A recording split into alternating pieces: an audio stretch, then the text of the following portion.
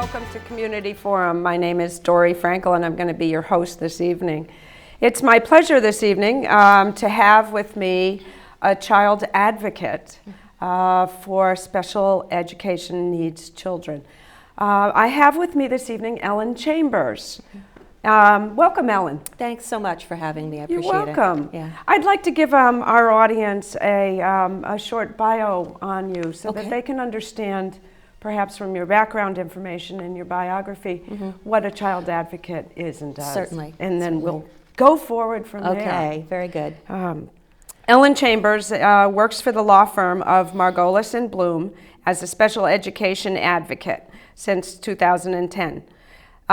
Since 1997, though, she has devoted her career to helping families, educators, and clinicians secure appropriate special education services for school children with special needs.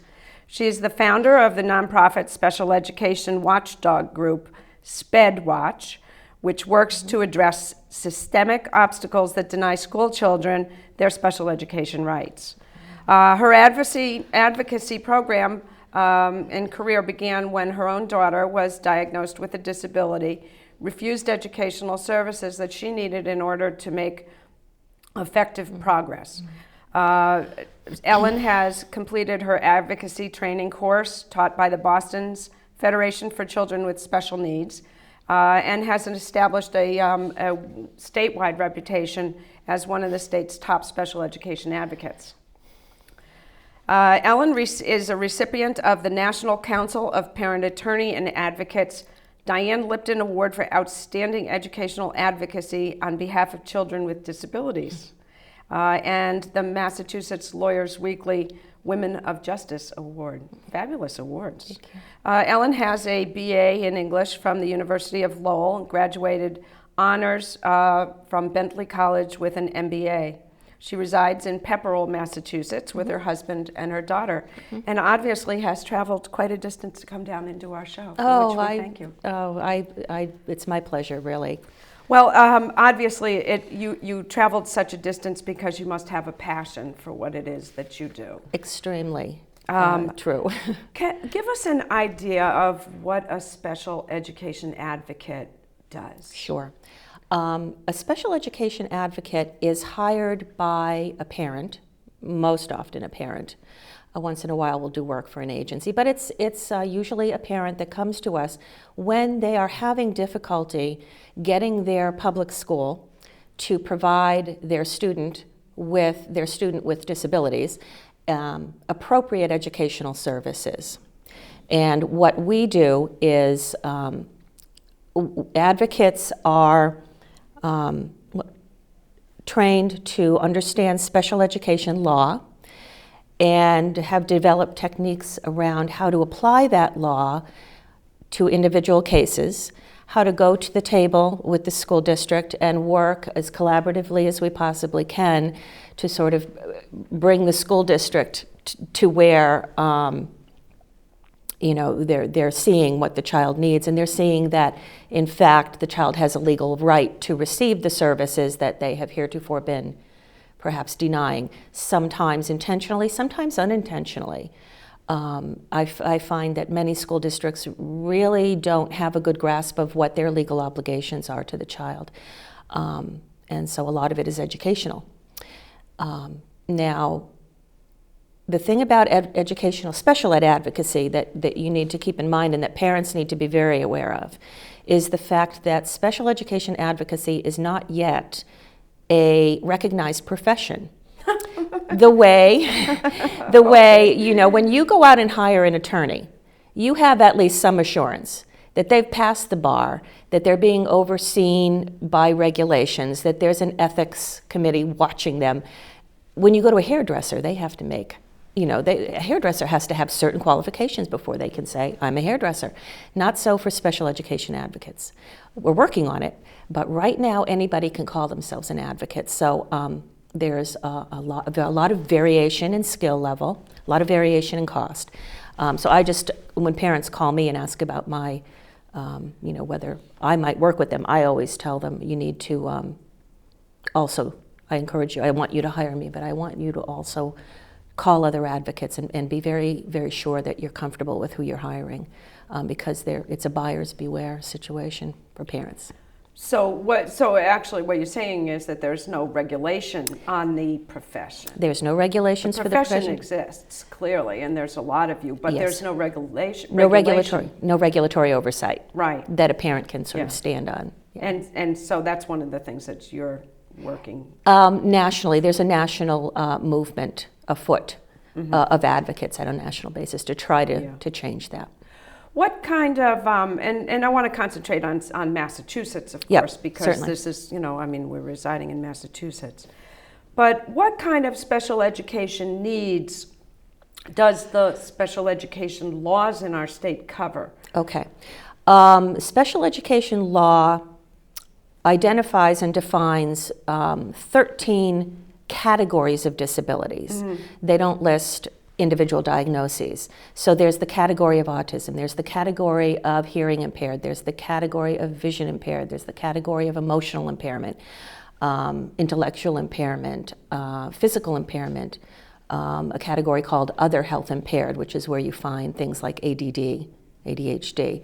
So there are 13 different categories into which a child has to fit. Yeah. And how does a child, how does a parent know or suspect that their child may be covered under the special ed law? Does it usually get noticed in preschool, in kindergarten, or in grade school? Yeah, I have had where does it come about? Clients from the age of 3 to 20. A parent will recognize, maybe it'll help if I walk you through the process a little Right, bit, yeah. what happens. A parent will start to have concerns about their child at whatever age. The child is struggling academically, they may be struggling behaviorally, emotionally, socially. Things just aren't right. A parent knows when things are just not quite right. And if they suspect that there may be a disability behind all that struggle, what they do is they go to their school district and they say to their school district, I would like to have my child evaluated to see if they're eligible for special education. Does the school have a right to say no? No. No. The school must go forward with the evaluation. They have to get a written consent from the parent within 5 school days. This is all in the regulations. The school district does a number of evaluations that are tailored to the child. You're supposed to evaluate the child in all areas of suspected disability, along with some standard stuff. Once the evaluations are complete, and those have to be completed in 30 school days. Okay, so there is a deadline. Yeah, there are timelines. They're frequently not met.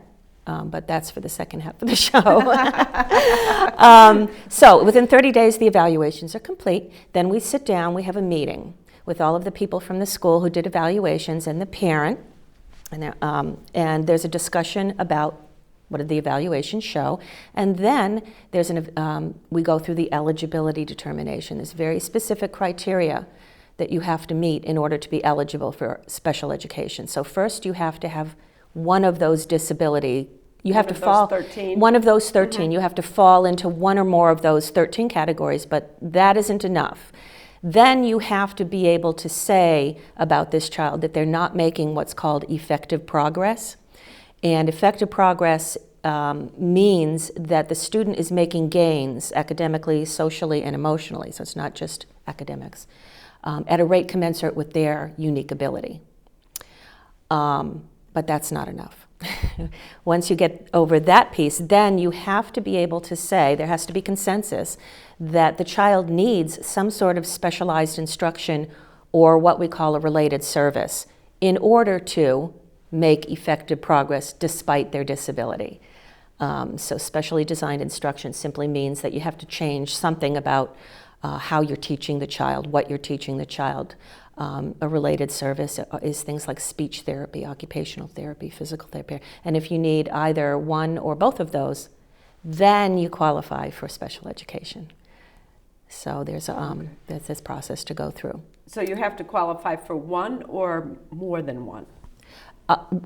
One or more. Okay. So you can, maybe just specialized instruction is all you need, you're eligible. Maybe all you need is speech therapy, you're eligible. You might need both. And is the outcome of that testing called the education plan? Yes. Or What comes is that what I've heard before? Yes, yeah, exactly. That student's education plan? If a student is found eligible, then the team sitting there that evaluated the child, which includes the parent always, writes what's called an individualized educational program, or IEP for short. IEP. All right, That's we've what all heard that acronym IEP. before. And the IEP simply sets out the evaluation results. It discusses how does the disability impact the child's ability to learn, what goals are going to be worked on, what services are going to be given, and then that is implemented by the school. And once a year, the team comes back together to review the plan and change it if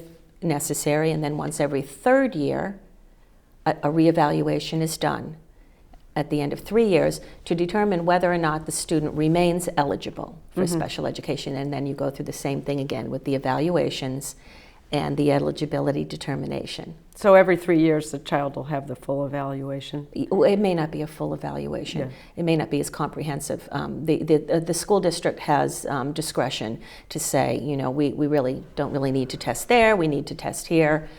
So it's whatever the team of individuals following that child feels is necessary. All right, so that's the ideal scenario of what occurs. What's the reality?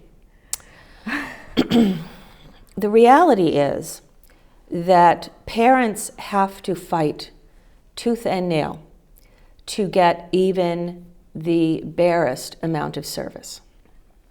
The reason for that is manifold. The first reason is money.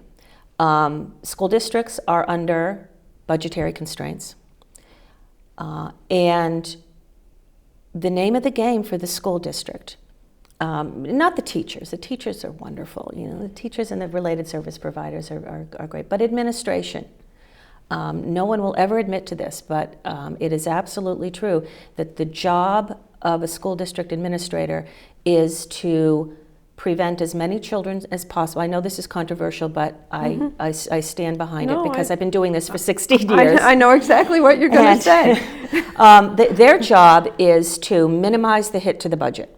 Sure. That means preventing as many children as possible from passing into the land of special ed to begin with.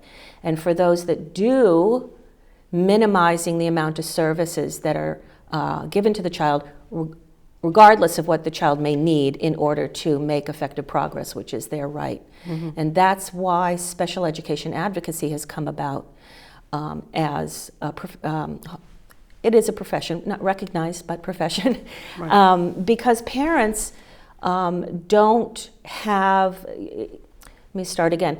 In order to sit down in a meeting and confront that reality, you have to know what the laws are. You have to know how to use the laws. You have to know good advocacy technique. You need to know how to listen to people. You need to know what to pick up on that will help your argument. And it all goes, and this is in a meeting that's going really fast and is very emotional because you're talking about your child. Right. And so that's why parents struggle so much, because they're up against this. And so many parents will go to that particular meeting without any assistance. Well, yeah. Right? Yes, because the difficulty is also this. Parents, most parents, in the beginning, have no reason to believe that the school district is going to do anything other than what their child needs. Why would they go in and think there's going to be a problem? So they assume that whatever the school district is saying or is offering is in fact in the best interest of the child. It isn't until they've gotten into the system for a while and they start coming up against some roadblocks, perhaps the child's not making the progress that they should make, that they begin to realize something is not right here and I don't quite know what it is, but my child is failing and the school is telling me he's fine and he's coming home crying and I don't know what to do. Right. That's when you pick up the phone and call an advocate if you can afford one. Right. And that's another question, too, is you work for a law firm. I do. That obviously you don't come for free. I don't. Yeah. I'm one of the higher priced advocates in the state. And so you need some resources to be able to hire an advocate. Yes, and the sad thing is that the parents who are most in need of advocates are the parents who can least afford it. Yeah. Is there any assistance available to help parents pay for the cost of an advocate that they truly need? No. No. There are organizations throughout the state. The Federation for Children with Special Needs, which you mentioned in my bio, I did. They're a large parent support organization, and then there are some non-profit public interest law firms that will do some work, but that will provide some free advocacy or low-cost advocacy, but there's nowhere near enough of that to meet the need. The public interest law firms will typically only take cases that meet their current priorities, like they're working on inclusion this year, so they're only going to take cases where inclusion is the issue. So if you have something else, they're not able to take the case because their resources are so small. And the Federation does training for advocates, and they do provide some free advocacy for advocates that have just finished their training. They will put in a number of pro bono hours. So that's a free advocate, but that's a free advocate with no experience. Right, right. So how, if you were going to become a child advocate at this stage in the game, which you of course are, but I'm talking in generic terms, what would a person specialize in college? Okay. Because I'm assuming that you should at least have a college education. What would the education be, and how do you get the proper training to become a child advocate? Well, given that there's no regulatory scheme here, there are differences of opinion here. Most, in fact, this is all about your opinion. Anyway, most advocates, if you look at the list of advocates in Massachusetts, a lot of them, the majority of them will have, they might be a licensed social worker, or they might have a degree in education, or they might be, there are a few lawyers out there who do advocacy as well, or they might be a speech therapist or an occupational therapist. They have some training in the education field. Then there are those like me. I don't. I have a business degree. I don't have any training clinically or in education. But so I think a college education, a bachelor's degree, is important only in as much as when you're an advocate, you've got to be able to take a case and pick it apart and know what's relevant information, what's not relevant information, how to package that all together, analyze it and package it. So just any college degree, if you've been able to get through college, you're at least able to look at a stack of papers and make sense of it. But thereafter, what you want to do is you want to go to the Federation's training. They're the only organization that provides training for people who want to become advocates. They call it their parent consultant training. So you go to that. That will give you a very Where basic. is that? They are located in Boston, but they do these trainings in Boston, out west, in Worcester. I think they've done them down the Cape. So they do them throughout the year in various locations around the state. That'll give you a very basic understanding. I believe what you really need to do is you need to get both the federal and state law on special education, both the statute and regulations, and start reading. And there's really no other training out there that you need. You just got to get in there. Of course, you could join our organization, SPEDWatch, because we provide a lot of online advocacy support for folks. Yeah, we're going to talk about that. We will talk about that. Right. So, yeah. The fact that you need watchdog groups in this type of area is yes, you do. Is something that should be beyond belief. It is beyond belief. Yeah. You'll when we talk about it, you'll see what I mean. Can you tell us a little bit about the special education population in Massachusetts? In Massachusetts, if you take the pre-K through grade 12 public school population, all the kids, 17%, 17% of those students are considered special education students. They are students who are eligible and are receiving special education services. Of those 17%, roughly 10%, a small minority, have what are termed significant cognitive impairments. These are impairments that would likely put academic proficiency out of reach. It's just simply not physically possible. The other 90% are students who are every bit as capable as their non-disabled peer, but because of their disability, they need to learn in a different way. Either they need to be instructed differently, or they need one of these related services, but they are all very capable.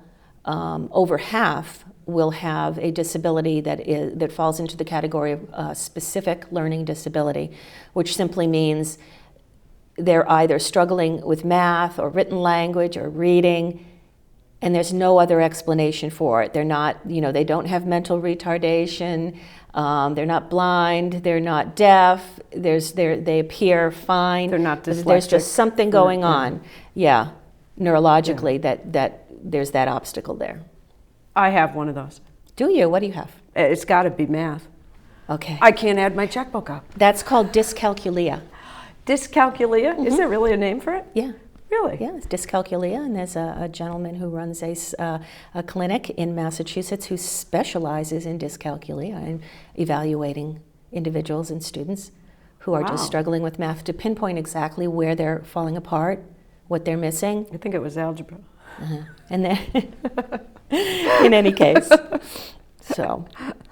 Now, how do we talked briefly before the show about this. Stoughton and like many of the towns are required or choose to have inclusion as much as possible. What are they mandated to have inclusion? Yes. Okay. So that's yes, they do. Okay. How well are cities and towns doing with that process? Because when people look at the school's budget, they're looking at the cost of special education and transportation costs and whatever. So if we're doing inclusion, how come the other costs are so high? First of all, inclusion is mandated, but it is mandated to the extent that it is appropriate for the student. Okay. So there are many students for whom inclusion is not appropriate. Okay. My daughter is one of them. All right. What would be an example of that? A student who's not appropriate for inclusion? Yeah. Perhaps a child who is on what we call the autism spectrum, Okay. Who is so distracted by the tiniest little thing that they can't learn because they're everywhere else except on the teacher. Right. And you might put an aid with them to try to keep their head looking at the teacher, but still auditorily, it just doesn't work. Yeah. Okay. That's what. So the inclusion program still have high associated costs in some instances with aides or whatever that are often assigned to those children in the schools. Right. Is it effectively working? My opinion? Yeah, your opinion. No. No. Good. I see too many instances where school districts provide inclusion, and it's a cost savings measure, actually. Well, because the alternative is they look at it that way. Yeah. They do look at it that way. First of all, most often kids who are in inclusion don't have aides with them. Getting an aide for a child is a tough fight. Let me tell you, I've done it many times. Inclusion doesn't simply mean putting a child in a classroom And saying, leaving them there. There you go. Yeah. And that's what happens too frequently. And so Yeah. what ends up happening is you're creating more problems for the teacher, because the Sure. teacher doesn't have the support they need to take care of these 20 regular education students and these 5 kids who are in inclusion. And you'll hear that a lot, offline from teachers. They won't say it publicly, but offline they'll tell No, they you what won't it's say like. it publicly. No, because they'll lose their job. Yeah. I don't think I've seen too many children sitting in inclusion who are utterly lost. Sure. And they're simply left there. And sometimes parents are pushing for inclusion because that's what society tells us we should do. We want our kids to be with their non-disabled peers.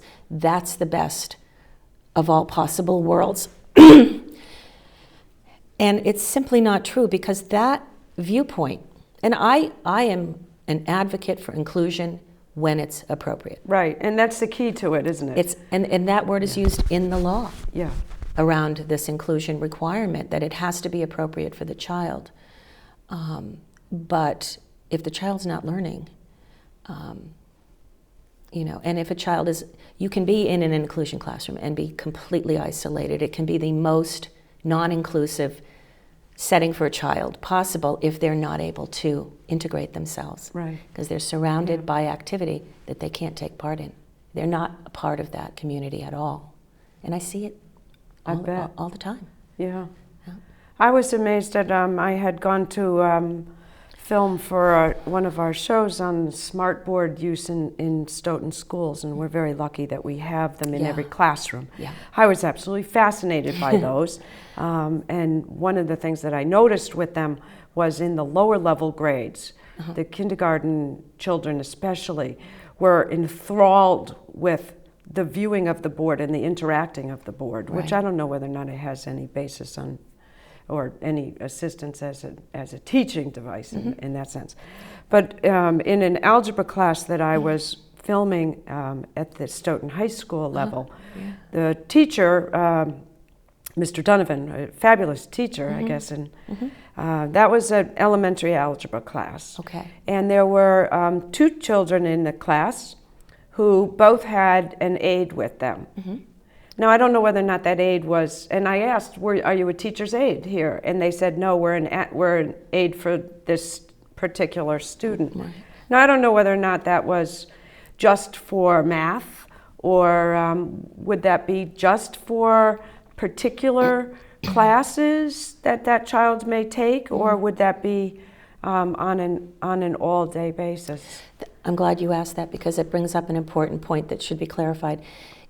It's different for every child. Yeah. What the law requires us to do in writing this IEP that we talked about, you sit down and you ask yourself, what does this child need throughout the day? So it's whatever the team has decided and documented in the IEP. You might have a child who needs an aide by their side all day. I also have many, many cases where students have smaller groupings for reading and math and sort of real core subjects, and get more intense instruction there, but they go to science